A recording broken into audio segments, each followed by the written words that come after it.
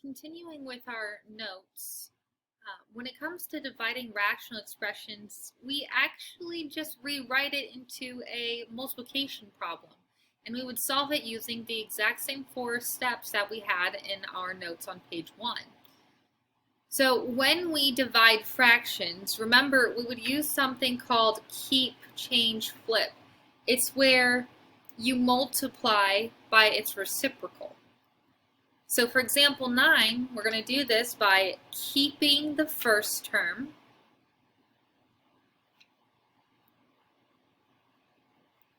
changing the operation from division to multiplication, and then flipping the second term. So we're going to write its reciprocal.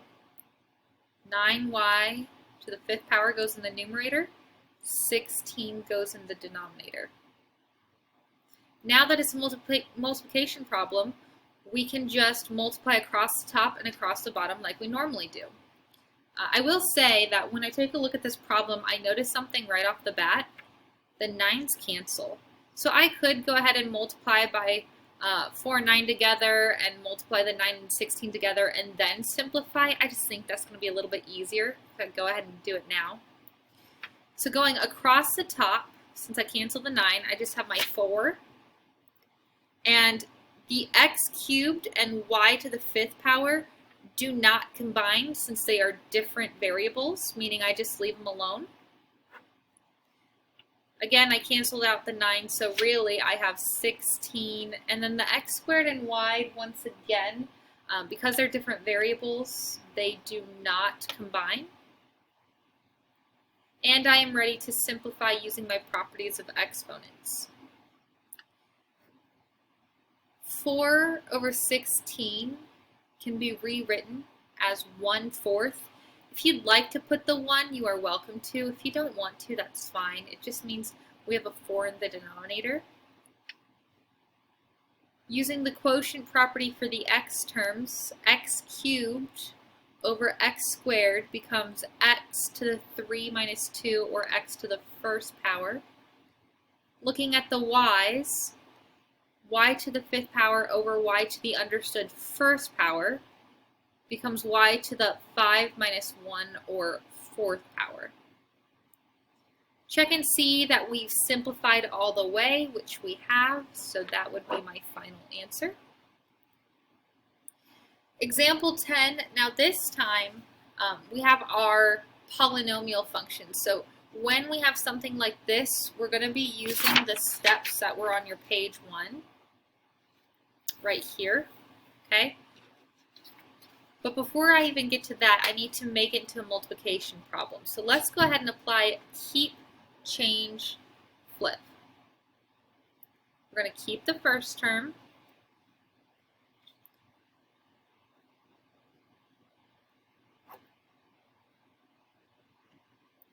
Change from division to multiplication, and flip the second term.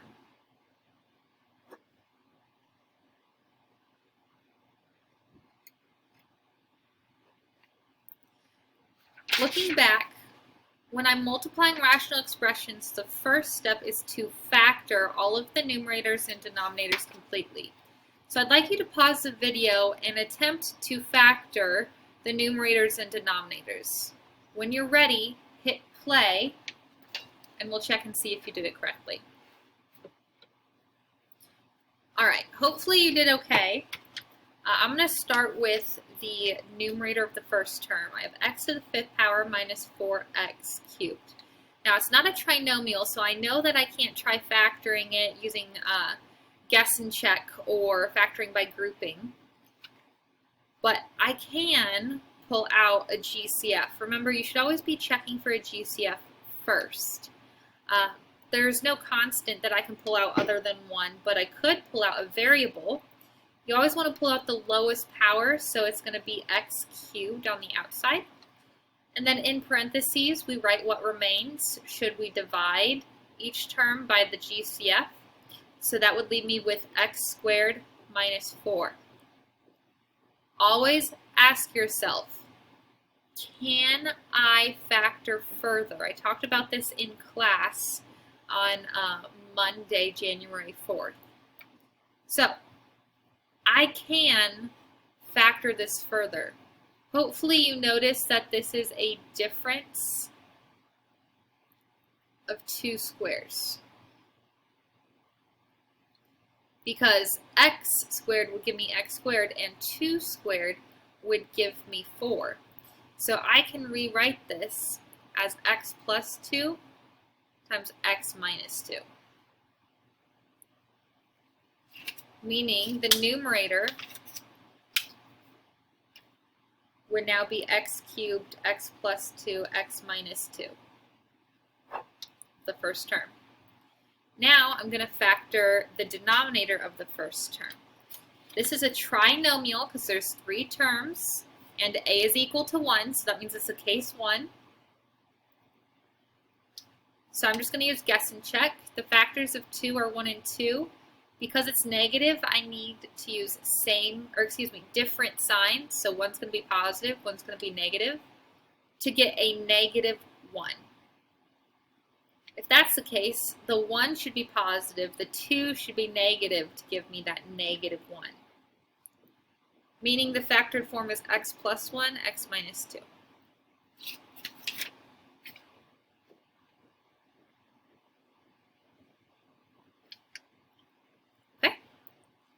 If you are trying to factor the numerator for the second term, hopefully you notice that this is a difference of 2 squares, where a is x and b is 1, because 1 squared gives you 1, meaning that the factored form is this right here.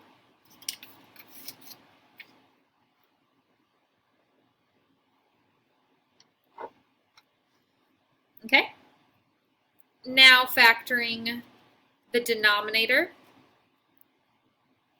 So when I take a look at the denominator, I do notice that there is a greatest common factor. So I should pull out that greatest common factor first. There's no constant other than 1 that I can pull out. However, I can pull out an x cubed because that's the lowest power of the variable they share. Remember, you write what remains by dividing each term by the GCF, so that gives me x squared minus x minus 2. And you should check and see if this is factorable. So we always want to factor as far as we possibly can. This is a trinomial because it has 3 terms, and a is 1, so that means I can just use guess and check. The factors of 2 are 1 and 2. I want to use different signs to give me a negative 1. So that means it's x cubed, x plus 1, x minus 2.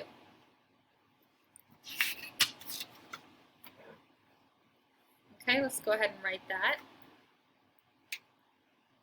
X cubed, x plus 1, x minus 2. The next step is to go ahead and multiply across. Instead of rewriting it, I'm just going to go ahead and extend this. So all of this is being multiplied together, all of this is being multiplied together.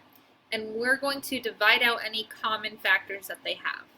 So I see, okay, I have an x cubed and an x cubed, so those are gone. X plus 2, nope, that doesn't work. X minus 2. You can only cancel one of them in the denominator, okay, just one.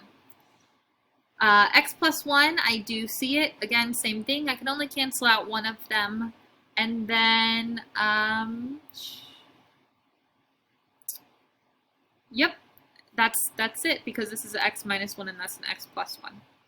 So now we need to go ahead and write our final answer now that we've canceled out all of the common factors. Meaning it should look like x plus 2 times x minus 1 over x plus 1 times x minus 2.